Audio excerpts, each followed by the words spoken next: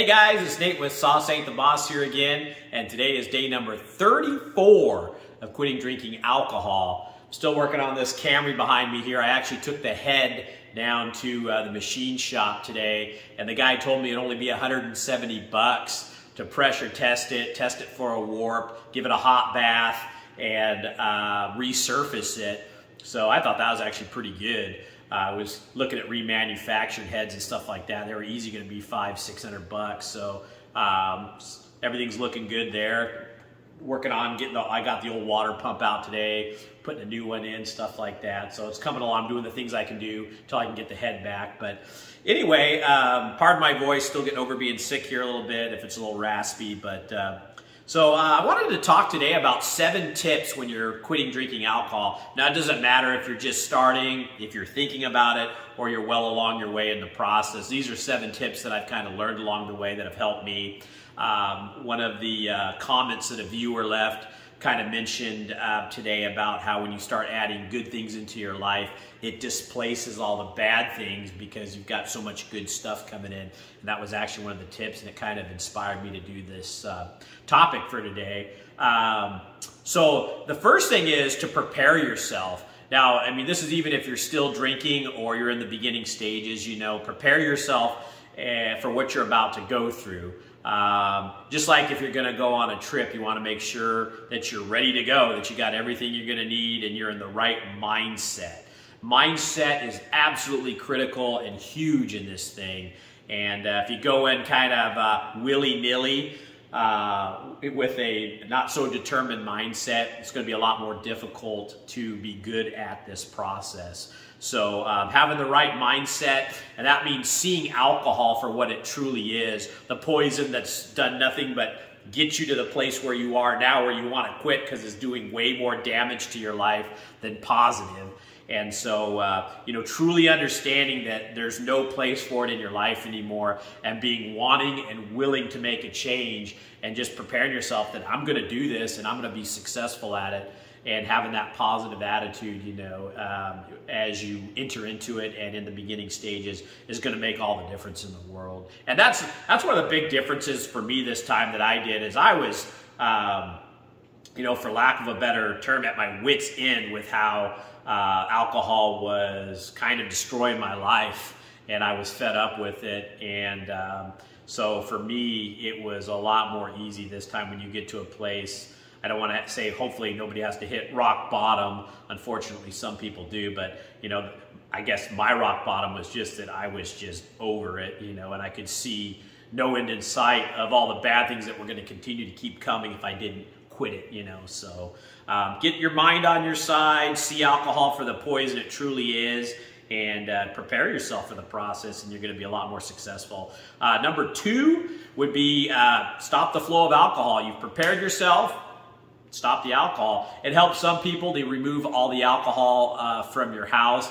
Now, you can't do that if you live with other drinkers, obviously. Maybe your significant other drinks, or you've got kids who are older than 21 that are drinking, or maybe you can just tell them to forget about it, leave it outside the house. But you know, sometimes you're married to somebody that's not ready to quit, and you know, you can't force what you're doing on somebody else. How many times does somebody try to force you to quit drinking or give you an ultimatum, and does it work? No, it doesn't. You got to be ready, so you can't make somebody else do something that you haven't been willing to do yourself, you know. So kind of think about it like that. But so stop the flow of alcohol, and that's a simple thing. That's the easiest thing in this entire process. You don't go down to the store, you don't buy it, you don't open it, you don't pour it in a glass, and you don't put it in your mouth.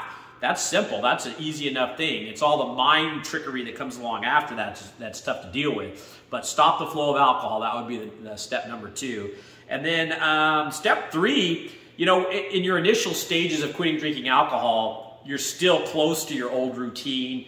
You're still going to get those initial cravings because, you know, you've just stopped doing something, consuming something that you've been doing for, you know, who knows how long, in my case, 20 years. So in the first couple of weeks, I noticed the cravings were the strongest then.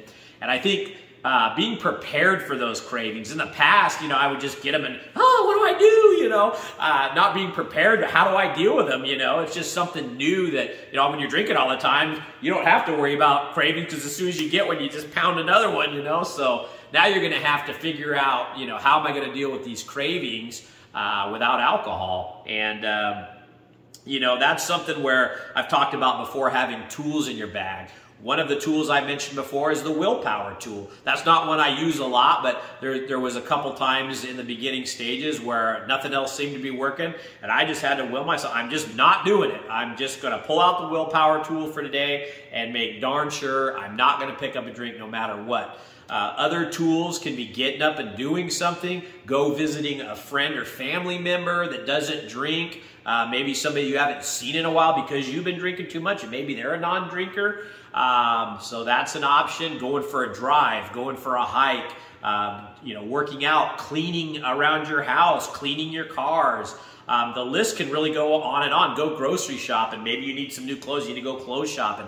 I mean, on those days where you kind of feel like the cravings are coming on, get out and do something. Go on a little trip, something that's within reason that you can do for the day that's going to help you get your mind off alcohol and doing something different. So having different tools in your bag and having a plan for what's going to happen. How am I going to deal with the first really bad craving? Ask yourself that. And you can use that for the cravings in the future too. Maybe have 4 or 5 go-tos that you're going to do that work for you that you can, rely on to get you through those cravings. Huge tip there that I don't think I thought much of in the past, in my past attempts to quit, how important having a game plan for those cravings is. So that would be number 3. Number 4, and this is, like I say, the inspiration for today's video, would be to immediately start adding positive things to your life. So once you stop the flow of the alcohol, start adding all the positive things in your life, and you're going to find out that, like that one viewer mentioned, starts to displace all the negative things. I mean, like I say, your bucket of life is only so full, and as you put more and more good things into it, the bad stuff starts falling out of the bucket, and then you just got this big old bucket of joy sitting there, So, what are some positive things that you can add to your life? Maybe, you want to travel. Maybe that's something. Maybe going camping is fun for you. Picking up old hobbies that you kind of, spent so much time drinking lately that you kind of left by the wayside, some of the things you love to do. Maybe picking up new hobbies. One of the things I've been thinking about is playing the cello. I've always really liked the sound of the cello, and I don't know if you've ever seen those guys, 2 cellos, those 2 dudes that play like Thunderstruck on the cello. You guys ought to look that one up. It's pretty cool, And but anyway, yeah, I mean, it's just got a great sound to it, and it's such a deep, resonating tone. I just think it'd be kind of therapeutic to pick up the old cello here. So thinking about maybe doing that. And like I say, wrenching on cars has been therapeutic for me. That's been a good hobby.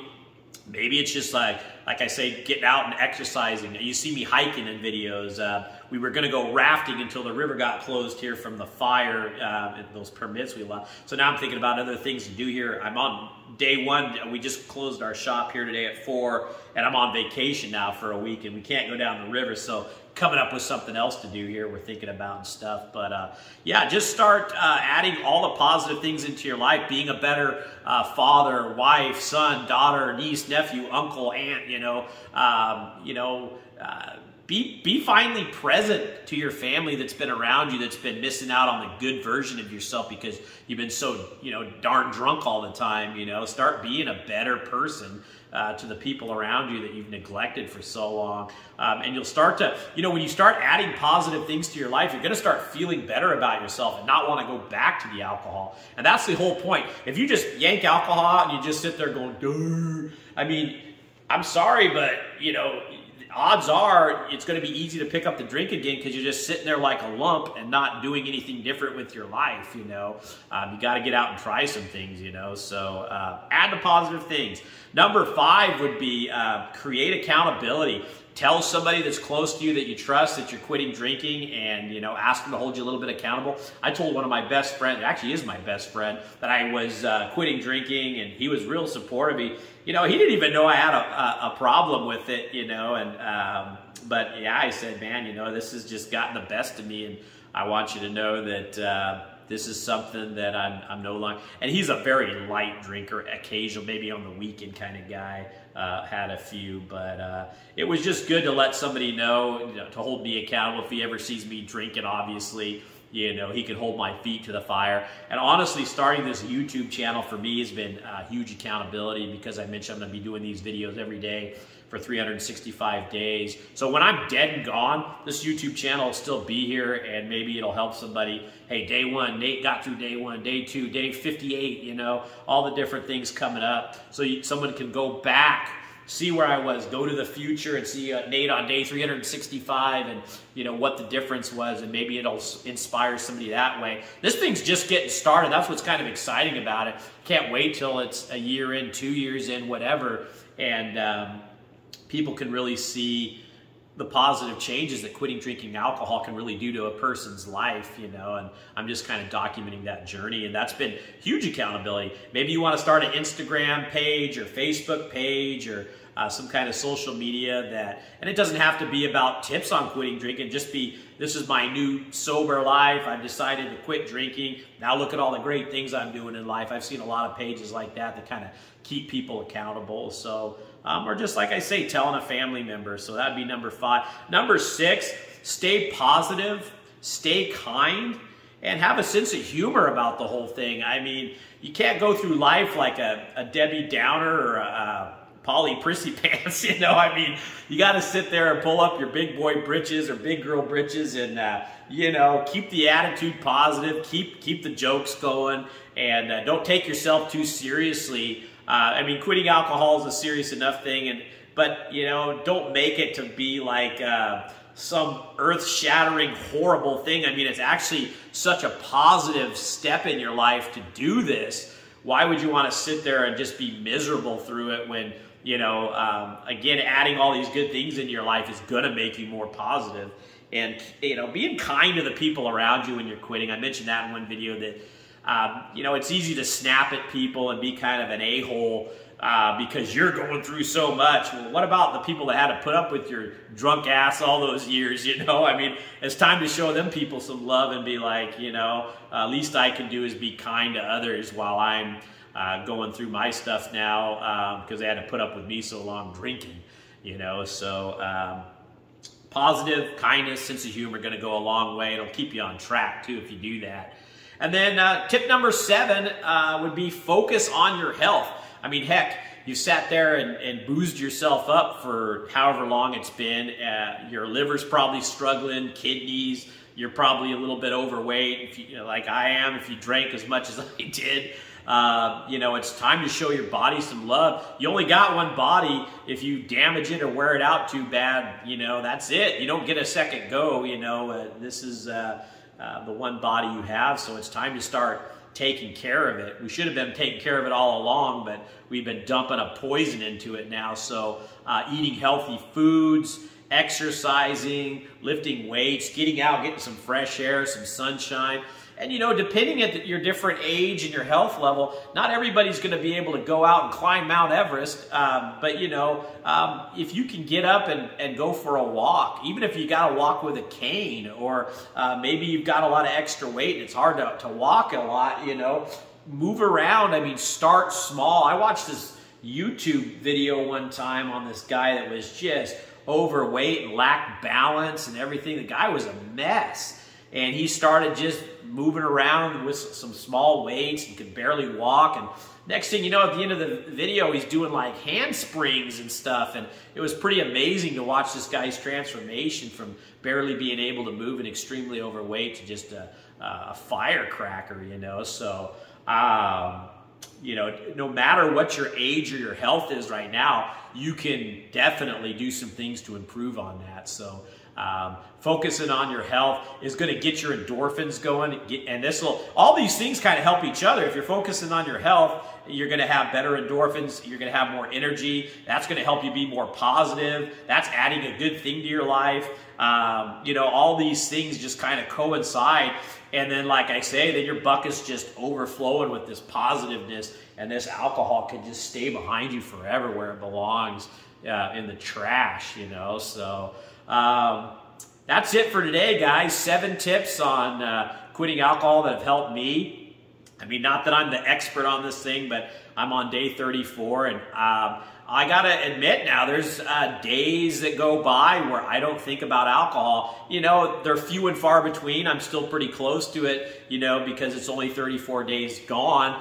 But, you know, in the beginning, every single minute of every day, it seemed like the thoughts were popping in there, you know. And now, like I said, I've gone through a full day or two with not even thinking about it. And that's partly because I'm doing these things and keeping busy and adding good things. And so I don't have time to really even want to drink, because, well, if I was sitting down drinking, I wouldn't be able to work on the water pump, or I wouldn't be able to, you know, plan the vacation for my family, you know, what we're going to do here with our time off and different things. So remember, guys, sauce ain't the boss. You are. You guys have a great day.